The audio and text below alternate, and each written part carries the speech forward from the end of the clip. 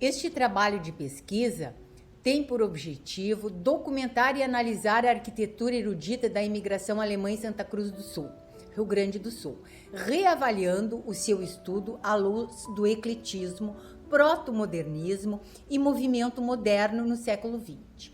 A partir do século XIX, a cidade se desenvolve em função de transformações econômicas e sociais.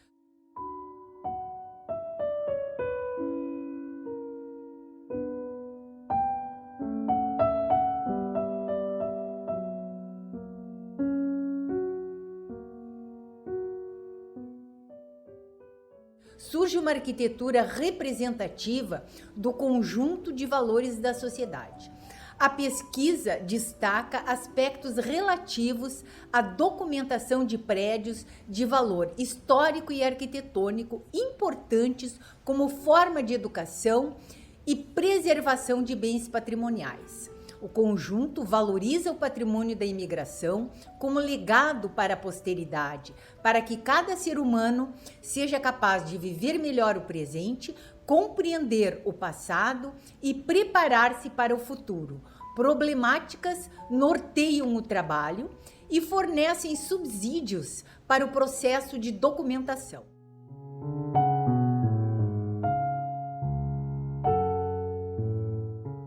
Na primeira delas, adota-se como pressuposto tanto a arquitetura tradicional quanto erudita sofreram influência da imigração alemã. No caso, a implantação urbana foi um empreendimento do governo da província, que criou as colônias, abrindo ruas no sentido norte-sul, observando os preceitos do urbanista Hipodamo de Mileto.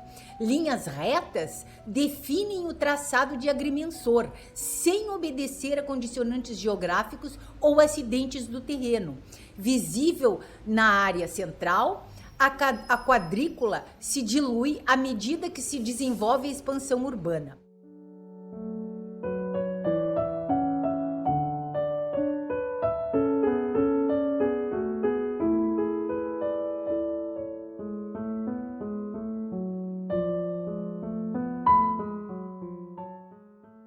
Os bairros têm vocações comerciais, residenciais e pontos de interesse. Verifica-se que o ecletismo e o movimento moderno definem a arquitetura, porém o traçado urbano é estabelecido pelas autoridades governamentais. As configurações espaciais urbanas estão relacionadas às condições sociais. Isto aqui é afirmado pelo professor Nestor Goulart Reis Filho no seu livro Urbanismo no Brasil, séculos XVI a XVIII. O professor escreve que tanto o urbanismo espontâneo quanto o dirigido são determinados socialmente. São configurações espaciais da estruturação das relações sociais, ou seja, são produtos de agentes sociais determinados pelas condições sociais e determinadores das condições de apropriação, construção, uso e transformação do espaço. O redirecionamento do desenvolvimento via imigração-colonização permite a acumulação de capitais e, em consequência, a revolução industrial. A infraestrutura urbana e o desenvolvimento dos meios de transporte possibilitam o desabrochar da sociedade.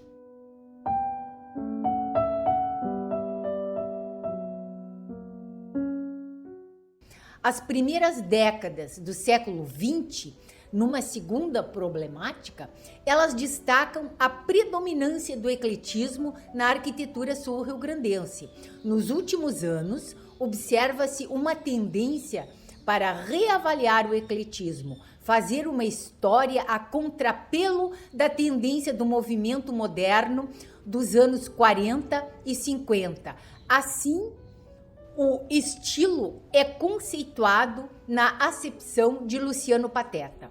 O ecletismo é a expressão da arquitetura que se segue ao neoclássico, corresponde aos ideais da burguesia da segunda metade do século XIX, ideais estes políticos, éticos, sociais, de progresso e modernidade.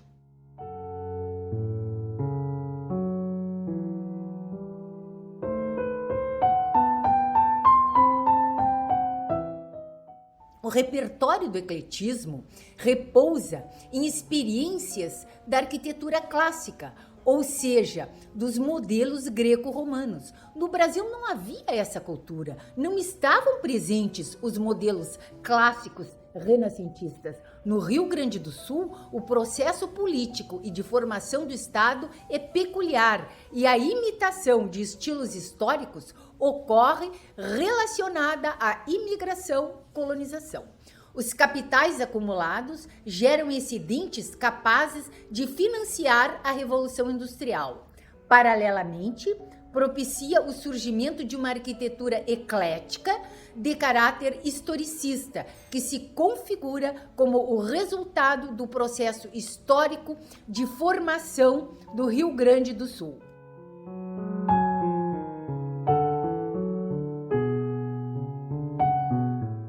Na terceira problemática, anotamos que Santa Cruz do Sul foi criada por ordem governamental no período de instalação das colônias alemãs. Desenvolveu-se e transformou-se em uma cidade. No início, a arquitetura popular da imigração alemã revela influência da cultura da região de origem dos imigrantes. As casas dos colonos, a partir de 1892, são construídas com a técnica enxaimel ou casas de pedra. Os imigrantes trazem o conhecimento das técnicas construtivas, aliam o saber fazer ao que está à mão. Entretanto, muitas dessas casas também revelam traços da arquitetura luso-brasileira. A influência se manifesta nas fachadas e na organização dos espaços da casa, nas plantas baixas. Pesquisas publicadas pelos autores permitem afirmar que essa relação é observada nas primeiras casas. As primeiras técnicas empregadas nas construções em enxaimel vieram da Alemanha e revelam o local de origem do imigrante. Em Rio Pardinho, os colonos, em sua maioria, vieram da Pomerânia. Günther Weimer afirma que quando se sobe o Vale do Rio Pardinho, chama atenção as casas cor-de-rosa de arenito. A maior parte não tem revestimento. As casas com estrutura em enxaimel são menos frequentes, mas seu número não é desprezível. Existem razões de sincretismo e ordem cultural para a existência de duas influências. Considera-se sincretismo como a fusão de elementos culturais diferentes ou antagônicos em um só elemento, continuando perceptíveis os traços originários. Diversos aspectos apontam para a sua existência. Considerando-se que essa relação estava presente na arquitetura popular da imigração alemã, pretende-se elucidá-los. A arquitetura eclética resulta desse processo de formação particular, onde o agente social possui raízes na cultura luso-brasileira e alemã. As casas urbanas das primeiras décadas do século XX denotam a influência portuguesa na organização dos cômodos em fita. A casa ocupa a frente do lote sem recuos de frente ou laterais. A tipologia da habitação evolui, passa das casas em fita para as de porão alto. O tratamento fachadístico e a organização da planta baixa revelam a tendência brasileira generalizada em obedecer à legislação municipal que define recuos para cada lote. Existem razões éticas, sociais e políticas para que o ecletismo seja adotado como o estilo do progresso. A burguesia consegue as grandes conquistas da salubridade, rede de água e esgoto, energia elétrica, meios de transporte, importação de materiais para a construção civil e desenvolvimento de novas técnicas construtivas. O professor Nestor Goulart Reis Filho afirma que o ecletismo é uma arquitetura de conciliação e progresso, tradicionalismo e progresso, ou, como se diria depois, ordem e progresso. A cidade de Santa Cruz do Sul segue o modelo de Porto Alegre, que por sua vez também possui uma burguesia alemã enriquecida com o capital comercial. Eugênio Lagmann escreve afirmando que a perspectiva que privilegia o processo de acumulação de capital para interpretar a implantação da indústria no Rio Grande do Sul, destaca a atividade concentradora de capitais por parte do comércio em diversos níveis, com atuação junto ao homem da terra, do vendeiro, colônias centrais, comércio intermediário e em Porto Alegre, principalmente o grande comércio importador e exportador. Milton Keller, em sua dissertação de mestrado, Arquitetura Eclética em Santa Cruz do Sul, escreve que a influência portuguesa revela-se na organização da planta baixa, mas os frontões permanecem alemães. Paralelamente, novas condições de progresso e enriquecimento da colônia demonstram que muitas casas apresentam novos programas baseados na funcionalidade e espaços decorrentes da nova maneira de viver da burguesia.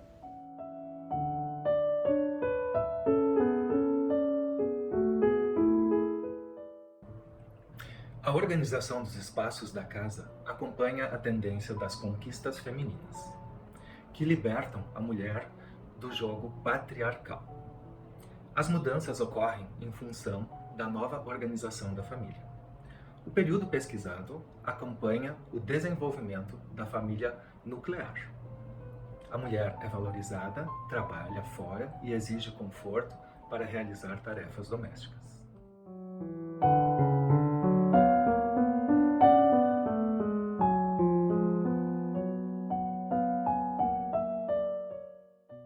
O trabalho enfoca as questões relacionadas à família e seus atores, maneiras de morar, cenas e locais, o privado como uma experiência de nosso tempo, antes insignificante e negativo. O privado se valoriza a ponto de se converter em sinônimo de felicidade. Assume sentido familiar e especial, longe de esgotar a diversidade de suas formas de sociedade. A partir da pesquisa, parte da prerrogativa de Jurandir Freire Costa, que diz: existe relação entre a anatomia familiar e o espaço público e privado. O Estado promove mudanças no espaço da casa, ao criar a lei e a norma que impulsiona a higienização das casas das famílias. Medicalização e disciplina no domicílio. A habitação sadia deve obedecer a certas regras em seu povoamento. A higiene descobre que o coeficiente de saúde varia em função da relação entre número de indivíduos e tamanho das peças que os abrigam. Os aposentos devem ser ventilados e iluminados e manter a proporção entre número de pessoas e metros cúbicos de ar. Paralelamente, segue as afirmativas e conceituações de Alcir Lenhart a respeito das dificuldades enfrentadas pela mulher trabalhadora que, mesmo após suas conquistas, ouve vozes reacionárias que exigem sua volta ao lar. Propõe-se uma normalização dessexualizada como um novo fator de reordenamento da família, o que impedirá as transformações que de fato ocorreram nos espaços da casa. Nesse sentido, é grande a contribuição de Roberto da Mata em seu estudo A Casa e a Rua.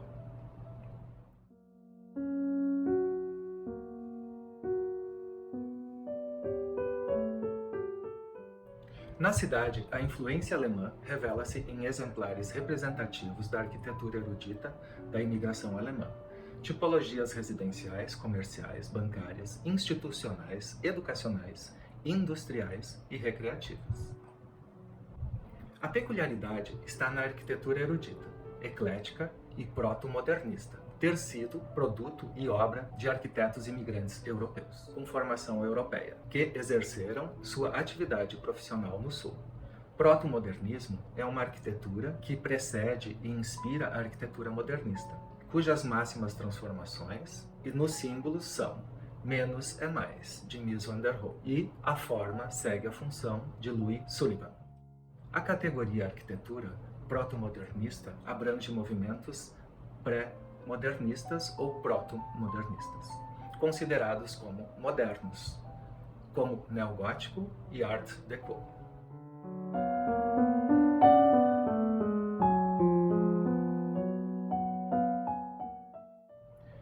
Paralelamente, a influência de modelos alemães, oriundos da imigração, se altera a partir da criação do CREA, Conselho Regional de Engenharia e Arquitetura, que exige regulamentação profissional para imigrantes europeus. O arquiteto estrangeiro e os nacionais, formados no exterior, ficaram fora do mercado de trabalho, na medida em que não conseguiram atender às novas exigências de regulamentação profissional.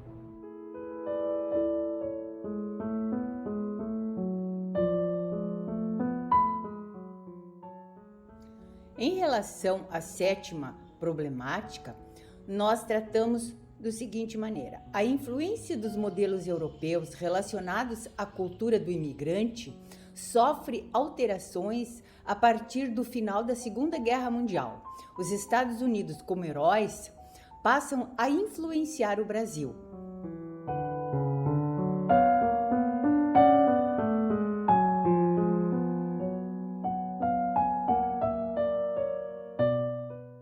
Em Santa Cruz do Sul, revela-se a influência do American Way of Life. Philippe Helfer, em sua dissertação de mestrado Viagem Insólita, escreve o seguinte: em termos arquitetônicos, a influência americana representou a importância de uma arquitetura estilizada, erroneamente caracterizada como moderna. Essa arquitetura era o resultado da simplificação a que foi submetida. A arquitetura moderna, pela construção comercial, esvaziada em seu conteúdo social, transformando em estilo o que era o modo de conceber a forma arquitetônica. Desde então, a influência norte-americana está presente nos programas, na maneira de viver e conceber a arquitetura. Surgem os bancos, as sedes administrativas, os pavilhões industriais, as edificações em altura, mudando a fisionomia da urbe.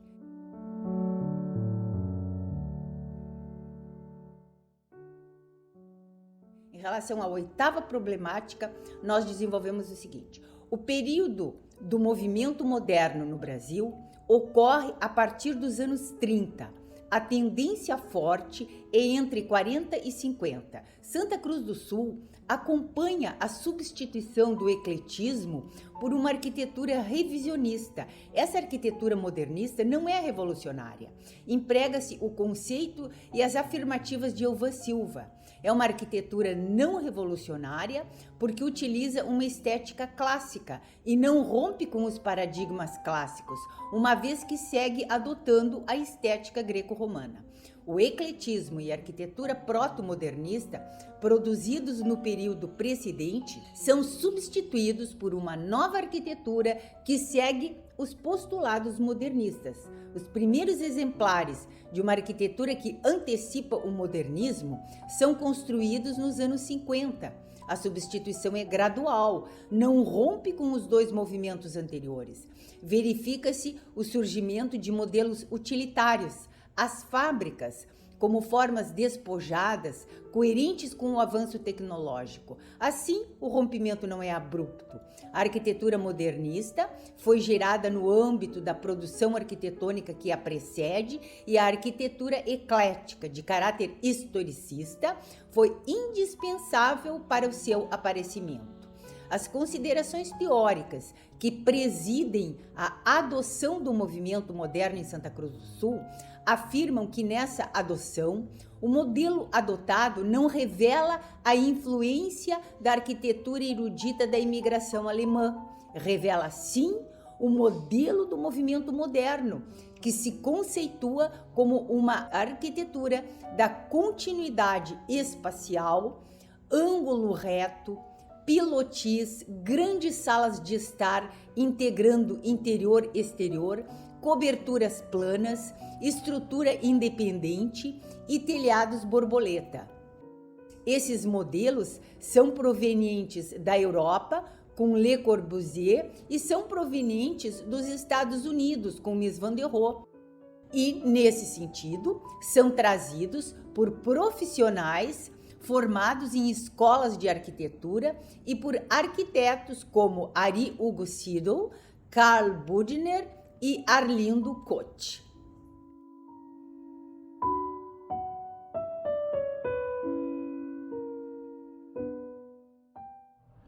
A segunda leva de alemães vem para o sul em 1892. A maioria dos imigrantes que se instala no Rio Pardinho, Strassendorf, é proveniente da Pomerânia. A Casa Textor é um exemplar de arquitetura representativo da região e interessa a história de vida de Adolf Friedrich Textor. Nasceu em 1797 em Schönwalde, Pomerânia, e morreu em Santa Cruz do Sul. Em 1831, casou com Wilhelmina Johanna Richter, pertencendo à tradicional família Richter de Berlim. Hedwig Textor Trein, filha aos 90 anos, escreve um relato para sua filha Alice Trein Hoffmann, Lembranças de Minha Vida. O texto foi escrito em alemão e traduzido por Erna Krote. Segundo Hedwig, Textor era um homem alto e bonito. Descendia da família de Goethe, única na Alemanha cuja mãe chamava-se Rath-Goethe. Chegou ao Rio Grande do Sul em 1851. João Bittencourt de Menezes, em seu Município de Santa Cruz, escreve: Dissemos acima que os primeiros colonos se estabeleceram na linha Santa Cruz. Os que vieram depois se encaminharam para a Picada Nova ou Rio Pardinho. Entre esses podemos citar Conrado Franz, que veio de São Leopoldo, Kannenberg, Schneider, Jandre, Neumann e os Textor, pai e filho. Hedwig conta que as colônias que seu pai recebeu ficavam na Picada Nova, perto de Sinimbu, entre aspas. Meu pai e irmão Emil seguiram para lá a cavalo, encontraram uma mata virgem profunda. Quando chegaram lá para ver a terra, veio uma chuvarada de dias. O riozinho, Rio Pardinho, transbordou, inundou toda aquela terra. Meu pai e Emil ficaram 2 dias e uma noite trepados em uma árvore alta.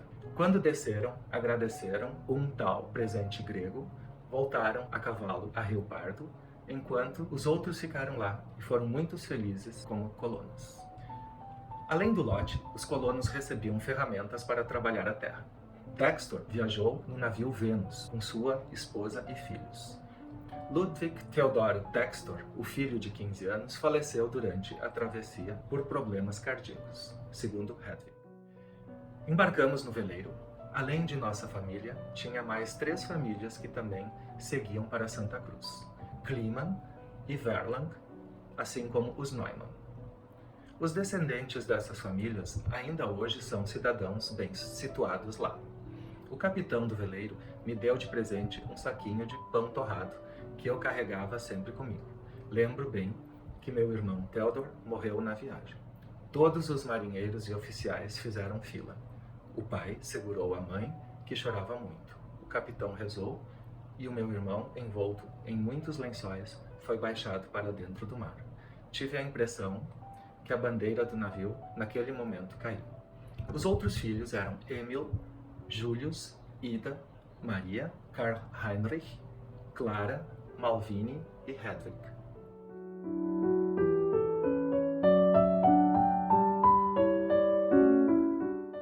A Casa Textor, localizada na Rua Rio Branco, número 864, com esquina da Rua 7 de Setembro, foi construída em 1870. O registro descreve-a como uma porta e 2 janelas na fachada principal. É das mais antigas residências da cidade. Em Santa Cruz do Sul, foram encontradas residências como a Casa Roveter, em alvenaria de pedra, que recebeu um revestimento de fachada imitando pedras romanas, sobre a parede de pedras originais. Era uma forma intuitiva de tentar praticar uma arquitetura de representação, com um emprego de falsos elementos decorativos opostos sobre os materiais existentes, no repertório do ecletismo.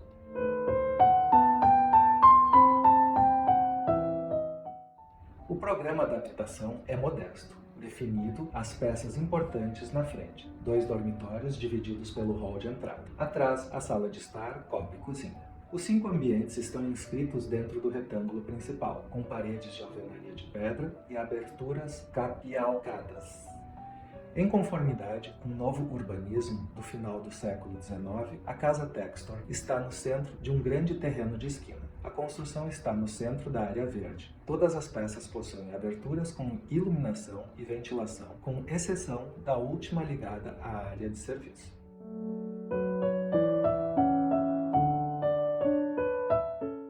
Não havia rede de água e esgoto, e não há indicação de banheiros dentro da casa. Pela nomenclatura, existe área de serviço e depósito. Estes espaços resultaram de reformas posteriores. Provavelmente havia a casinha do fundo do quintal, que não é referida nas plantas. A fachada principal possui influência do ecletismo. Alguns detalhes a distinguem das habitações de imigrantes em cidades como Porto Alegre. O nome do construtor é desconhecido.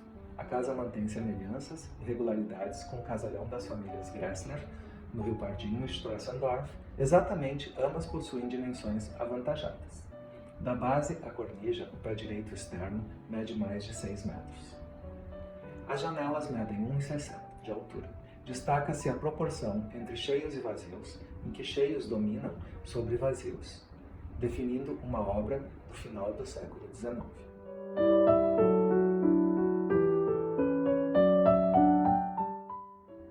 Em 1920, a fachada principal foi trabalhada em retângulos, como as igrejas jesuíticas do século XVIII.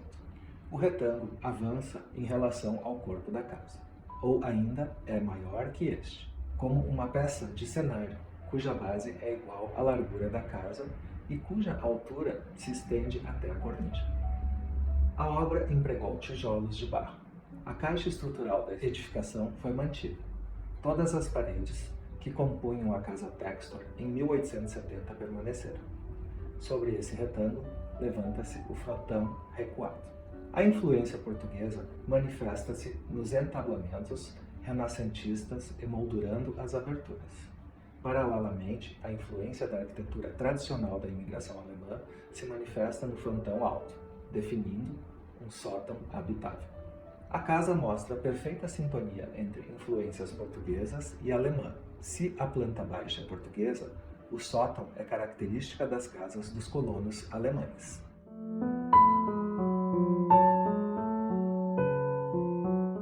Foram encontradas muitas casas alemãs com sótão habitável, com altura maior que a falsa das casas portuguesas. Descrita por Antônio Luiz Dias de Andrade, a casa tem a simbiose portuguesa e alemã, revelada no retângulo de fachada somente no alto frontão. Paralelamente, a casa principal, com uma porta central e 2 janelas laterais, faz referência ao solar portenho, inspirando as casas romanas.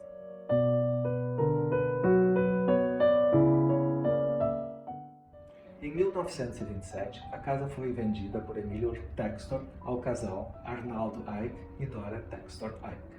Sofreu alterações em 1920 e em 2005 por Rosalie Tavares Nigrini Jones.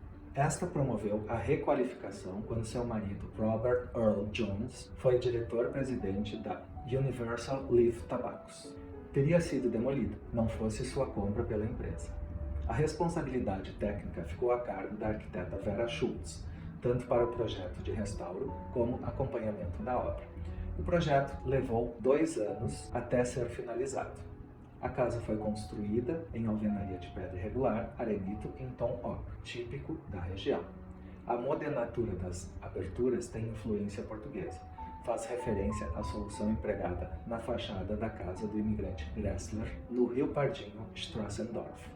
As casas citadas estão localizadas em Rio Pardinho, enquanto a Textor está localizada em área urbana. Possui a cunheira perpendicular ao alinhamento, como os chalés do século XIX, que representavam o frontão decorado. Se descolavam do limite do terreno, deixando área livre para jardins e pomares. As telhas de barro originais foram mantidas nas sucessivas reformas.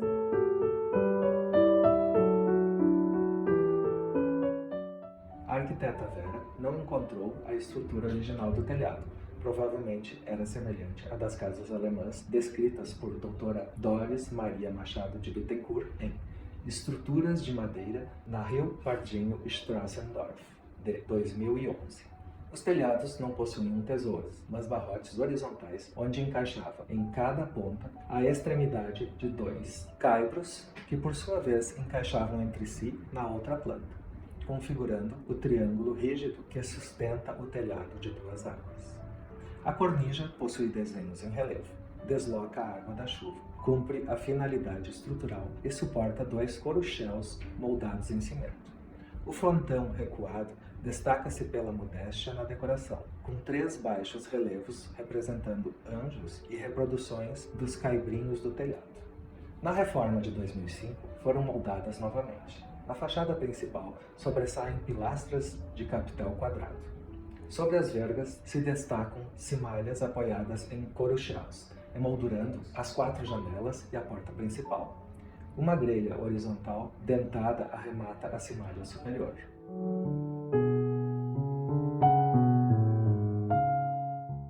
A casa foi decorada com móveis resgatando as casas alemãs.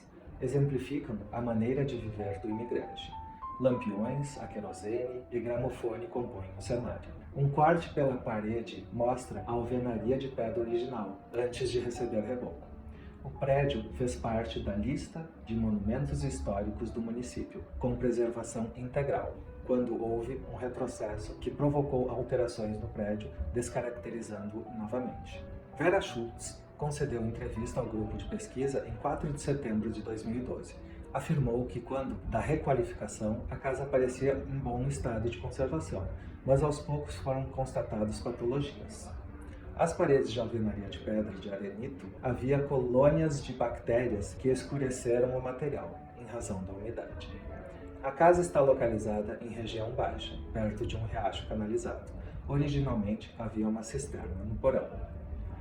O imigrante Textor, em virtude do saber fazer, equipou sua casa com o equipamento para prevenir problemas de desabastecimento, à semelhança das casas romanas. O perímetro da casa foi amarrado por uma viga de concreto com cabos tensionados para evitar problemas resultantes dos esforços de empuxo.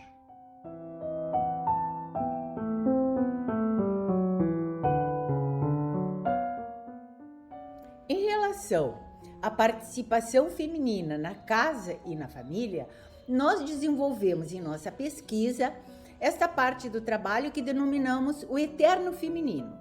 No Brasil do século XIX, a mulher vive uma situação de submissão. A elas quase nada era ensinado.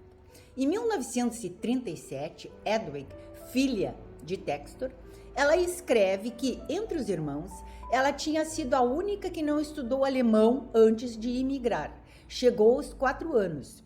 O sentimento de ser alemão e considerar a Alemanha como a pátria-mãe era forte entre os imigrantes, senão saber português seria suficiente para Hedwig. Entre eles, e persiste na atualidade, está presente o desejo de status e de pertencer a uma das belas famílias. Neste trabalho, esta expressão belas famílias é utilizada segundo Jean Roche em seu trabalho que resultou no livro A Colonização Alemã e o Rio Grande do Sul.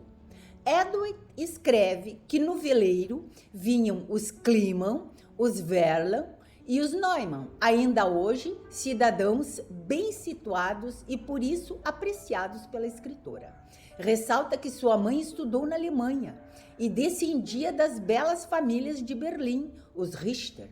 Enfim, a mãe teve a felicidade de ter a educação desejada para uma mulher culta e bem situada na vida.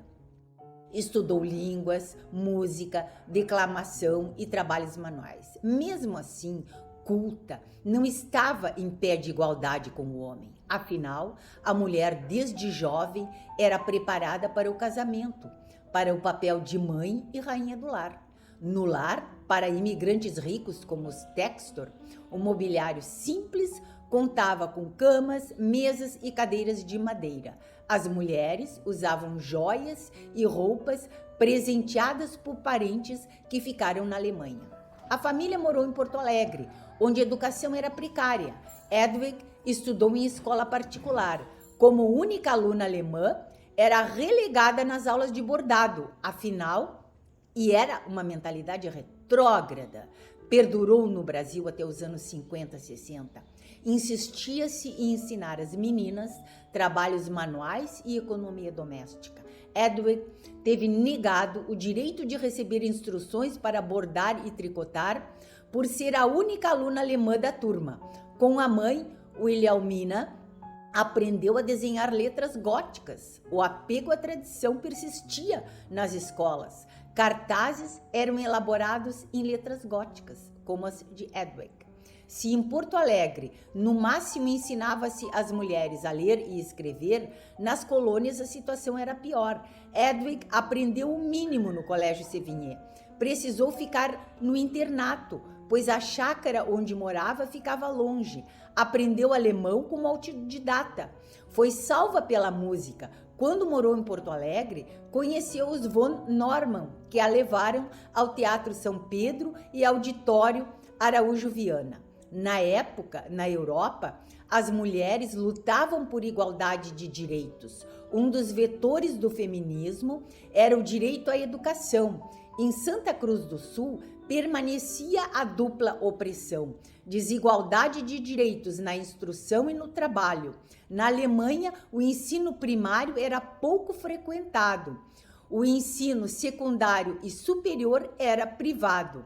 No Brasil, as teses evolucionistas serviam para justificar a afirmativa de que as mulheres tinham vocação para a reprodução e eram incapazes para funções superiores. Os discursos filosóficos diferiam, mas entravam em acordo ao afirmar que a mulher deve esquecer de si mesma no altar do casamento e na reprodução.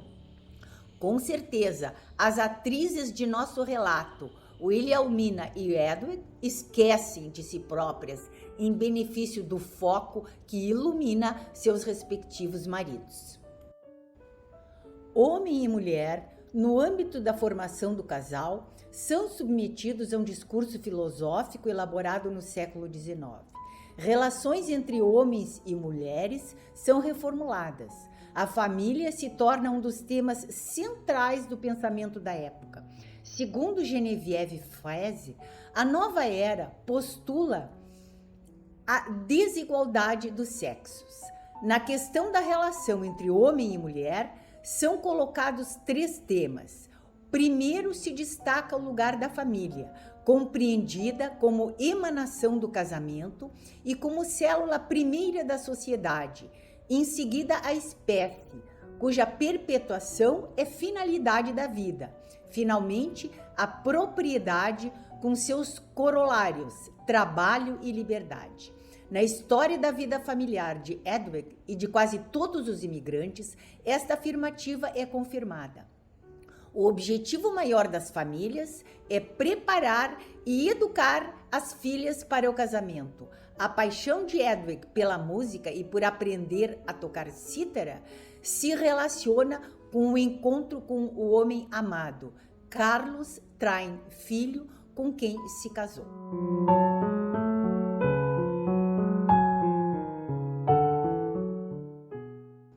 Tratando agora da mulher e da casa, nós desenvolvemos o seguinte: a casa do imigrante é simples. Na região onde os colonos eram provenientes da Pomerânia, foram construídas casas em enxaimel ou casas de pedra.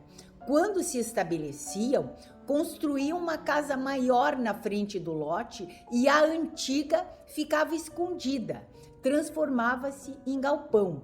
Acontecia na Rio Pardinho, em Strassendorf, onde ainda são encontrados exemplares remanescentes. Bittencourt, em sua tese de doutorado, afirma que o modelo da casa pompiana, com solução simétrica na fachada, porta central e janelas laterais, é encontrado em muitas residências no Sul e no Uruguai.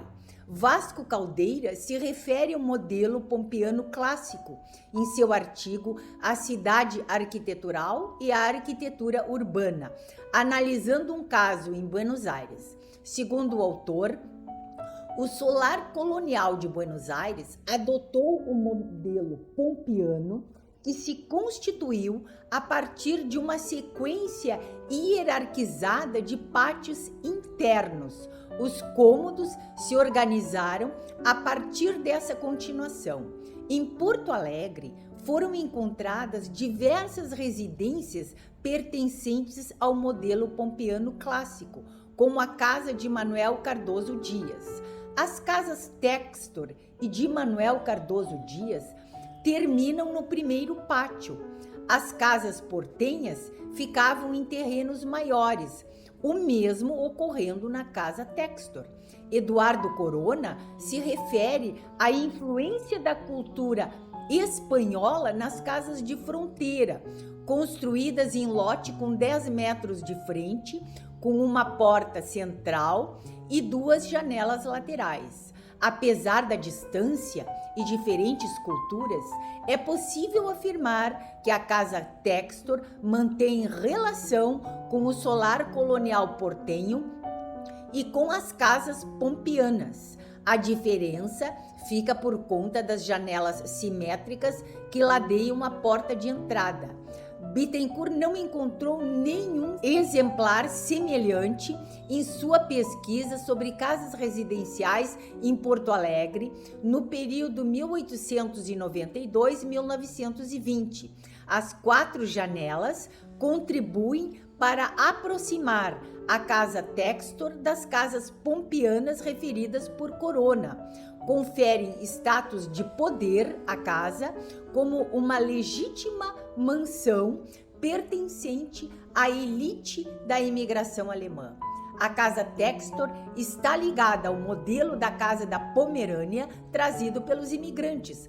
As plantas baixas nas casas Punk e Kintzer mostram o vestíbulo central rodeado e ladeado por 2 peças, semelhante à casa Textor. Na casa Kintzer, uma das peças frontais é a sala de convivência. À esquerda ficam 2 quartos aos fundos, a varanda e os serviços. Na casa Punk, a porta principal e de serviços fica no mesmo eixo, com o corredor central comunicando com as peças que abrem para a rua, sala de estar e dormitório do casal.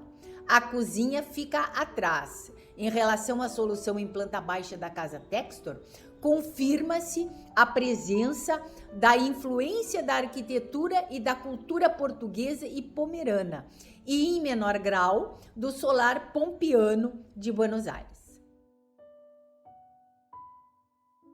A planta baixa da casa Textor permanece inscrita dentro de um retângulo, semelhante às casas portuguesas. A distribuição dos cômodos é idêntica.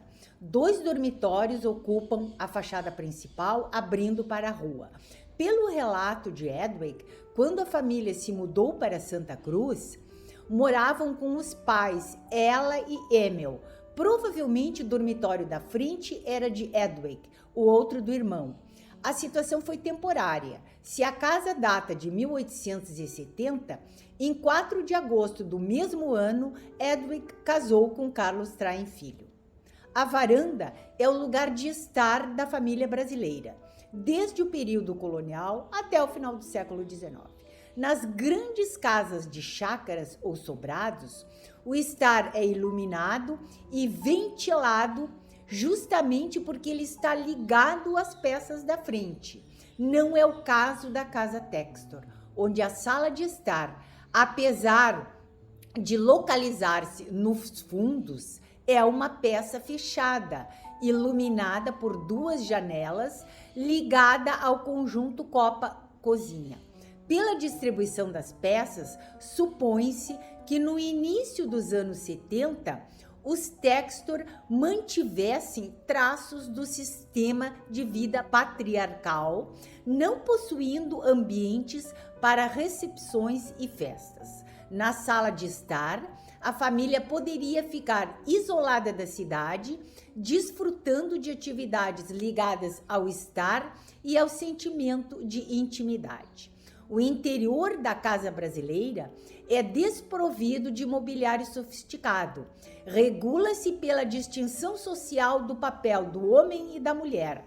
Se o homem tem sociabilidade e lhe é permitido maior contato com o mundo, os cuidados da casa ficam a cargo da mulher.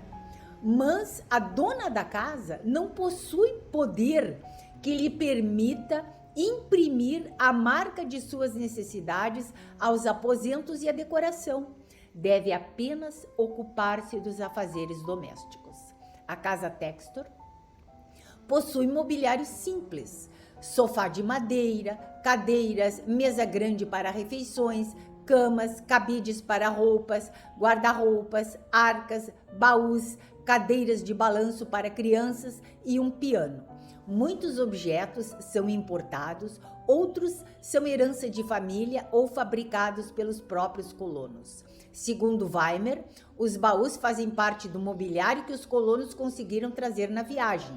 No imaginário de seus descendentes, transformam-se em relíquias, símbolo de um paraíso perdido. Considerando que a casa Textor passou por sucessivos herdeiros e que o mobiliário não tem presença duradoura como a arquitetura, supõe-se que foram usados móveis típicos da colônia alemã. A cama, em geral, é larga e de palha de milho. Comumente é encontrado banco comprido, alto, incômodo e sem encosto, colocado aos pares, um de cada lado da mesa. As cadeiras são de montantes ou de tábuas.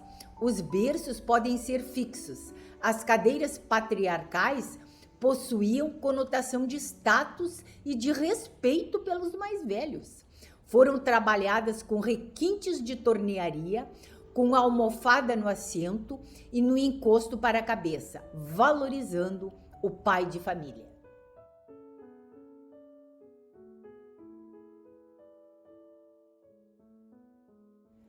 A problemática teórica consubstanciou a pesquisa das residências Textor, Schultz, Riedel e Franz, entrevistas com proprietários, pesquisas bibliográficas em jornais e no CEDOC, que é o Centro de Documentação e Pesquisa da Unisc, resultaram num texto ilustrado onde se estabelece a análise de cada exemplar. O documento de pesquisa resultante tem por objetivo conscientizar sobre o valor patrimonial do conjunto arquitetônico e urbanístico localizado no Centro Histórico de Santa Cruz do Sul e contribuir para que ele faça parte da lista de bens permanentes e bens pertencentes ao patrimônio histórico, arquitetônico e urbanístico da cidade. A documentação de cada prédio é destacada sob a forma de fichas, conforme a ficha catalográfica utilizada pelos órgãos de preservação do patrimônio. A pesquisa foi concluída, resultou em dados sobre implantação urbana, referências técnicas e históricas sobre o ecletismo na Europa, no Brasil, no Rio Grande do Sul, em Santa Cruz do Sul. O trabalho resultou na história da casa e da família, na história de vida dos imigrantes Adolf Friedrich Textor, Helmut Schultz, Johann Franz Schütz, José Ernesto Riedel, Jorge Franz e Patrick Farion e suas famílias, a trajetória de vida, viagem, chegada à cidade, construção da casa, participação feminina, o eterno feminino e relações de poder. No caso Helmut, o poder do paterfamilias e do homem público, a elite empresarial imigrante e a oposição entre católicos e evangélicos se destacou. No caso Riedel, a sua história é a história do jornal Colony e no caso Jorge Franz é a história da família que ganha o genro inglês Patrick, que participa de uma empresa de fumos, mantém sofisticados hábitos ingleses e ainda faz uma enorme festa no dia que é anunciado o final da Segunda Guerra Mundial. Enfim, essa história do cotidiano é verdadeiramente instigante. E eu espero que vocês tenham gostado do nosso trabalho. Muito obrigada.